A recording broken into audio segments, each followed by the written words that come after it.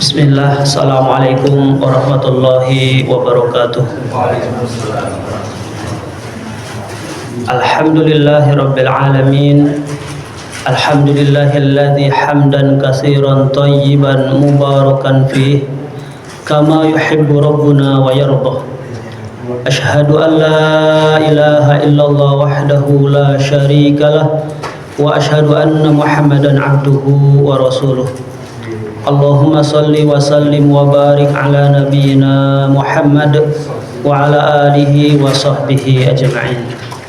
Alhamdulillah, segala puja dan puji hanya milik Allah Subhanahu wa taala. Di kesempatan malam yang berbahagia ini, pada melaksanakan sholat berjamaah, kita bisa berkumpul di tempat yang mulia ini dalam rangka mencari keridhaan Allah Subhanahu wa taala, meningkatkan keimanan dan ketakwaan kita dengan cara mencari ilmu.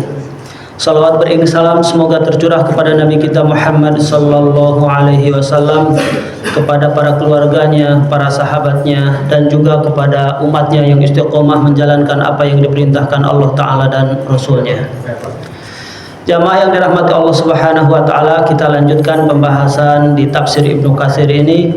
Alhamdulillah, dengan rahmat dan pertolongan Allah sudah sampai di surat Ali Imran ayat ke-102. A'udzu billahi minasyaitonir rajim. Ya ayyuhalladzina amanu taqullaha haqqa tuqatih wa la tamutunna illa wa antum muslimun. Ayat yang mulia ini sering dibaca di atas mimbar ketika khutbah. Dan ayat yang mulia ini mengingatkan kepada kita tentang ketakwaan kepada Allah Subhanahu wa taala, dan jangan sampai kita meninggal keluar dari Islam. Ya ayyuhalladzina amanu, wahai orang-orang yang beriman. Kata Ibnu Mas'ud, jika ada kalimat menggunakan harfun nida, ya ayyuhalladzina amanu, maka hitobnya adalah kepada kita, bukan kepada annas, bukan kepada manusia secara umum, tapi khusus kepada orang-orang yang beriman. Iman saja, kemudian dilanjutkan ittaqullaha, bertakwalah kamu semua kepada Allah. Nanti kita bahas apa itu yang disebut dengan takwa. Haqqa tuqatih, dengan sebenar-benarnya takwa. Wala tamutunna, dan janganlah kamu meninggal. Di sini nun menggunakan nun bertasdid li takkid, kalau kata santri sebagai penguat.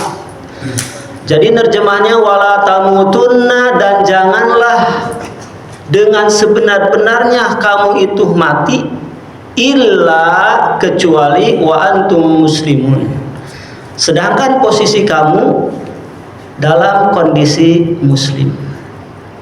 Siapa orang yang meninggal keluar ruhnya ini dengan meninggalkan murtad, dengan meninggal keluar dari Islam, maka dia abadan abad, selama-lamanya tidak akan masuk ke dalam surga. Di dalam hadis yang sahih, la tadkhulul jannata hatta tu'minu, kamu semua tidak akan masuk surga hatta tu'minu, sampai benar-benar kamu menjadi orang-orang yang beriman. Hadis ini dan ayat ini menggugurkan semua kaidah yang beranggapan bahwa semua agama adalah sama. Gugur hujah dan argumentasi orang yang berkeyakinan bahwa semua agama adalah sama. Bahkan siapa orang yang berkeyakinan semua agama ini adalah sama, niscaya dia telah keluar dari Islam. Taib. Kita lihat sekarang tafsirnya. Qala Ibnu Abi Hatim, telah berkata Ibnu Abi Hatim. Dipotong aja biar cepat. Di sini yang disebut dengan Abdullah, yakni sahabat Ibnu Mas'ud. Ya ayyuhalladzina amanu, wahai orang-orang yang beriman, ittaqullaha haqqa tuqatih, bertakwalah kepada Allah dengan sebenar-benarnya takwa. Yang disebut dengan sebenar-benarnya takwa qala, yakni ayyuta'a wa la yu'sa. Yang pertama, hendaklah ditaati dan jangan dimaksiati. Nah, jadi takwa ini yang pertama apa? Hendaknya taat kepada Allah, jangan maksiat. Wa ayulkaro fala yunsa, hendaklah diingat, berzikir kepada Allah dan janganlah melupakannya. Jangan dilupakan. Jadi sebaik-baik amal, kata Rasul sallallahu alaihi wasallam di hadis riwayat Imam Tirmidzi, yaitu zikir kepada Allah. Dia melebihi daripada berinfak dengan emas, berinfak dengan perak. Bahkan lebih baik daripada berjihad, engkau memenggal leher musuhmu atau musuhmu yang memenggal lehermu, yaitu adalah zikir kepada Allah Subhanahu wa taala. Jadi siapa orang yang telah menunaikan sholat, maka dia telah berzikir kepada Allah. Wa yushkaro fala yukfaro, dan hendaknya bersyukur kepadanya, kepada Allah, dan janganlah kufur kepadanya. Ini pun sama di dalam tafsir surat Al-Baqarah sebelumnya, siapa orang yang menunaikan sholat dengan benar, maka sungguh dia telah bersyukur kepada Allah Subhanahu wa ta'ala.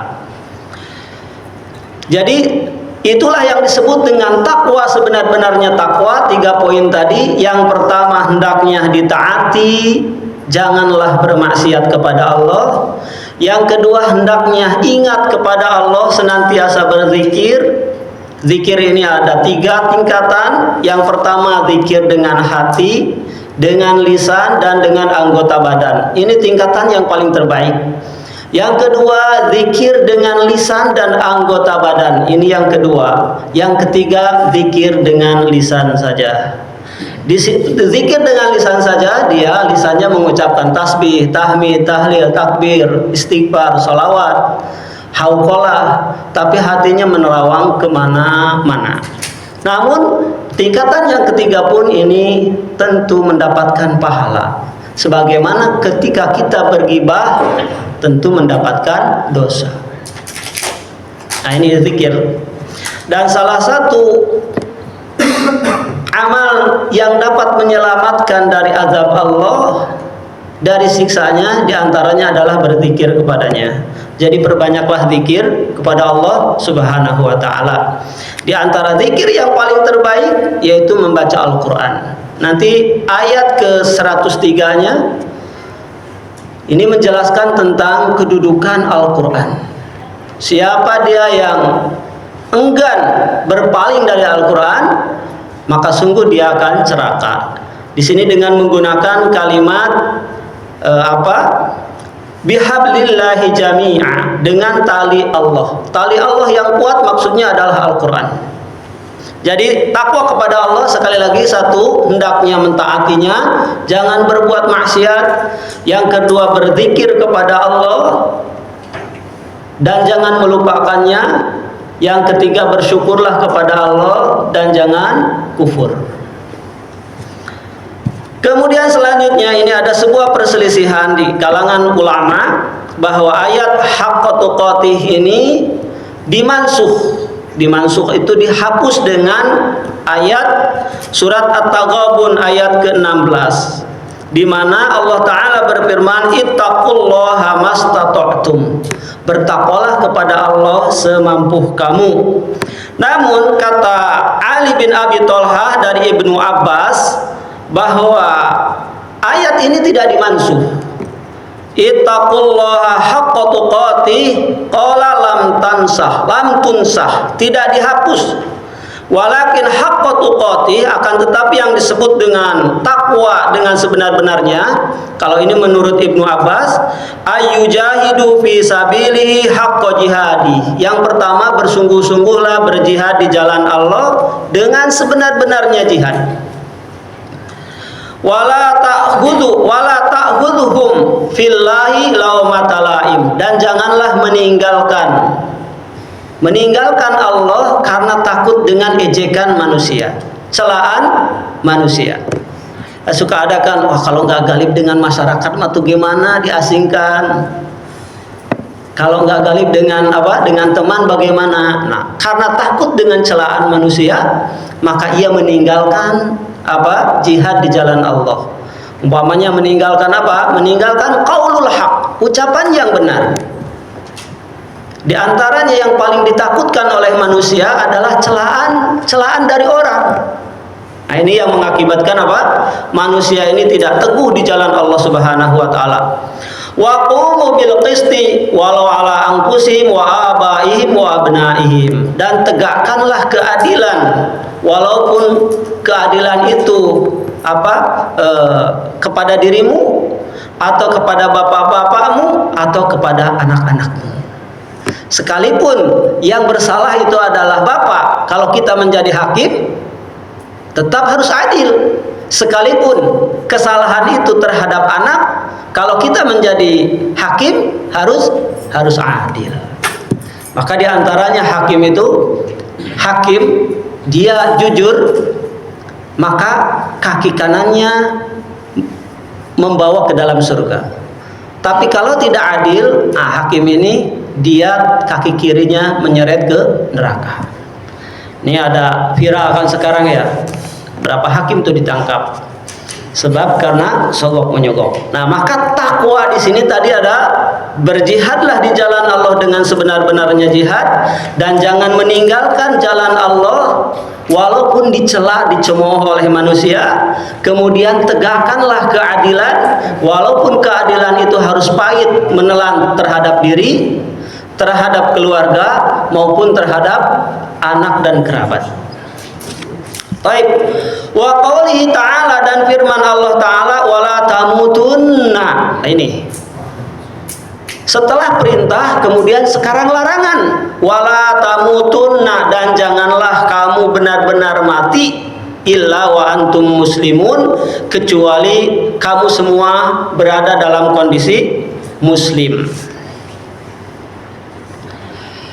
Ay hafizu alal Islam, yaitu jagalah dirimu dalam Islam, fi halin sihhatikum wa salamatikum, baik dalam kondisi sehatmu, kondisi afiatmu, ketika mendapatkan rezeki, bertakwalah kepada Allah Subhanahu wa taala, jaga keislaman kita, litamutu alaihi, supaya kita meninggal berada di dalam jalan Islam tadi.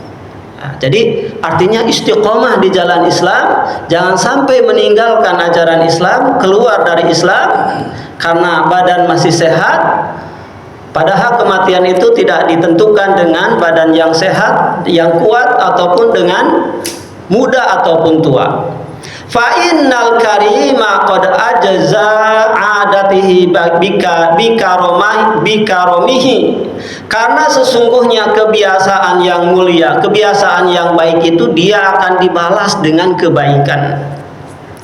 Man asa ala syai'in, siapa orang yang terbiasa hidup seperti demikian, siapa orang yang membiasakan hidup dalam satu perkara, mata alaih, dia akan dimatikan, diwafatkan dalam kondisi itu. Siapa orang banyak berzikir, banyak menjalankan sholat, banyak bersedekah, banyak berpuasa, maka ia akan mati di atas jalan Islam, di atas kebenaran, di atas amal soleh. Sebaliknya, siapa terbiasa dia melakukan amal keburukan, mata alaih wa iyadzubillah, dia akan mati di atas keburukan. Maka lisan kita ini biasakan berzikir kepada Allah Subhanahu wa taala. Di antara akhlak, kita bisa tengok bahwa akhlak itu pertama kali kejadian. Kalau kita kesandung kaki ini, apa yang pertama kali diucapkan? Nah, itulah akhlak. Bagaimana kalau tiba-tiba datang malaikat karena sakit dan beratnya mengucapkan sesuatu yang enggak. Tapi kalau siapa orang yang terbiasa lisannya ini mengucapkan kalimat Allah, kalimat tasbih, tahmid, tahlil, takbir, niscaya ia akan diwafatkan dalam kondisi itu. Semoga Allah Subhanahu wa taala memberikan kemudahan kepada kita mati di atas Islam. Itu ya. Jadi saya mendengarkan tafsir yang dibawakan oleh Syekh Muhammad Ali bin Mukhtar Asy-Shinqiti tentang bagaimana kejadian orang itu saat sakaratul maut. Jadi saat sakaratul maut, manusia ini akan melihat semua yang tadinya tidak terlihat. Dia melihat malaikat, melihat jin, melihat setan. Dia ditampakkan oleh Allah tentang surga, surga dinampakkan, neraka dinampakkan. Kecuali hanya Allah saja yang tidak bisa terlihat ketika sakaratul maut. Maka saat sakaratul maut, setan tiba-tiba datanglah membawa air ruqyah. Wa qila man raq, siapakah yang akan bisa meruqyah? Maka setan membawa air ruqyah, menawarkan obat yang bisa menyembuhkan. Ketika sedang mau sakaratul maut, setan datang berbondong-bondong karena dia tahu ini yang terakhir. Perjuangan setan yang terakhir. Maka dia bawakan Bawakan air untuk meruqyah supaya ruhnya ini bisa balik lagi, kata setan. Maka didatangkanlah siapa orang yang pertama kali ia cintai, siapa yang paling dicintainya. Kalau cintanya kepada bapaknya, didatangkan bapaknya, hei walad, hei anakku, masuklah ke agama Nasrani, ke agama Yahudi, saya pun menyesal.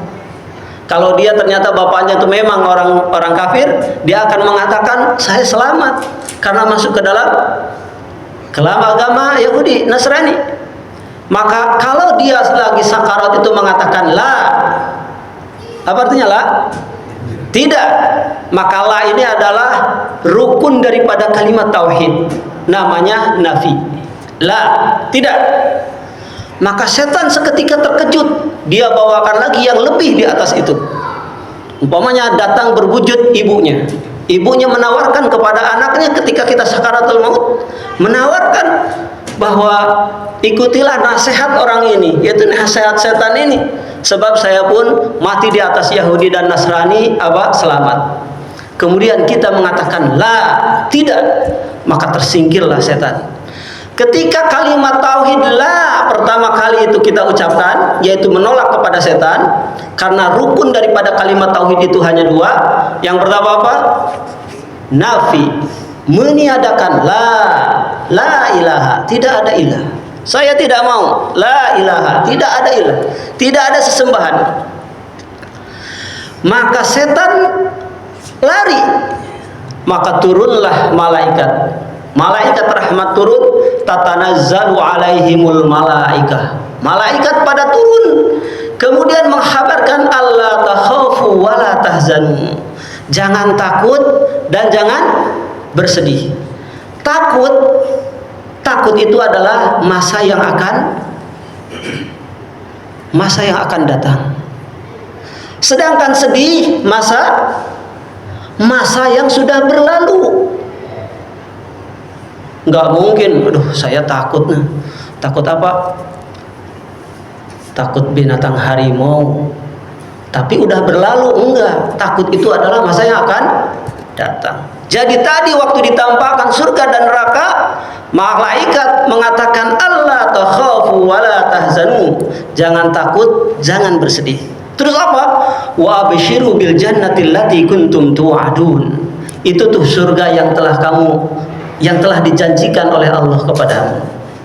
Nah, ini semua akan bisa dengan pertolongan Allah Subhanahu wa taala kalau kita ini bisa menjalankan sholat dengan sebenar-benarnya. Sama halnya ketika nanti kita dimasukkan ke alam kubur, kemudian orang-orang yang mengkubur keluarga kita, kerabat kita, saudara-saudara, teman-teman kita sudah pulang, dibangkitkanlah, ditanya. Maka manakala kita kesehariannya mengucapkan kalimat Allah, kalimat tauhid, niscaya dengan lancar akan bisa mengucapkannya. Semoga Allah Subhanahu wa taala berikan kemudahan kepada kita. Nah, jadi kembali lagi, waman mata ala syai'in bu'isa alaihi.